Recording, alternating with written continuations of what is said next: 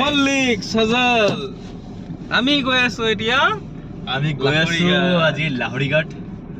কাৰণ আমাৰ যিহেতু কামটো হ'ল ফিল্ডত ঘূৰি থকা আমি এক জেগাত কাম কৰিব নোৱাৰো ফিল্ডত ঘূৰিয়ে থাকো আমাৰ কামটো সেইটো আমি ঘূৰিয়ে থাকো তেনেকৈ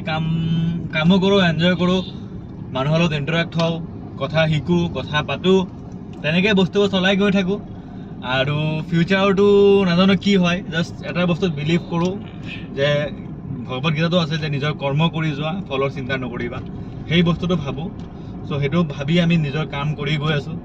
এই দীপেশ এই মোৰ বেষ্ট ফ্ৰেণ্ড তো আমি একেলগে জাৰ্ণি ষ্টাৰ্ট কৰা নাছিলোঁ বহুত দেৰিকৈ সি এইটো প্ৰফিটত আহিছে আগতে বেলেগ কাম কৰিছিলে তো যিকি নহওক আজি এটা মানে এটা ৱেতে গৈ আছোঁ দুইটা এতিয়া এইটো কথা যে কালি য'তে থাকোঁ একেলগে থাকিম মানে দুইটা সেই বস্তুটোৱে ভাল লাগে আগতে আমাৰ এনেকুৱা হৈছিলে যে আমি সময়বোৰ দুইটাৰে বেলেগ বেলেগ প্ৰফেশ্যন বেলেগ বেলেগ সেইকাৰণে আমি লগে নাপাওঁ একমাহ দুমাহ পিছতে লগে নাপাওঁ কাৰণ দুইটাৰে বেলেগ আছিলে আজিকালি আমি একেটা কাম হোৱাৰ কাৰণে এটলিষ্ট হয়তো কামৰ কাৰণে হ'লেও একেলগে টাইম স্পেণ্ড কৰিব পাৰি আছোঁ কামবোৰ কৰি আছোঁ ভালো লাগিব বাট এটা ছাপৰ্ট থাকে বাকীবোৰতো কালিক কিন্তু ইটো মানে বেলেগ ন বস্তুটো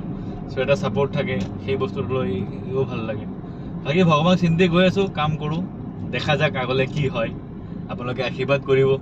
আৰু এটা কথা যে বৰ্তমান বহুত দুৰ্যোগৰ সময় অসমত এইটো সময়ত মানে আমি ভিডিঅ' বনাই আছোঁ মানে যিটো হৈ আছে আপাৰ আছামৰ লগত আমি বস্তুবোৰ ফিল কৰিব পাৰি আছোঁ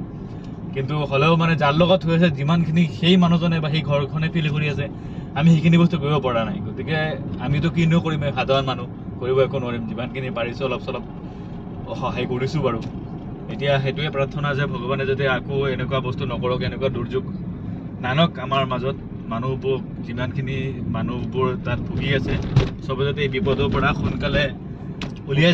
ওলাব পাৰে তাৰে মানে কামনা আৰু সেইটোৱে চিন্তি ভিডিঅ'টোৱে সামৰিলোঁ আকৌ দেখা হ'ব নেক্সট এটা ভিডিঅ'ত বাই বাই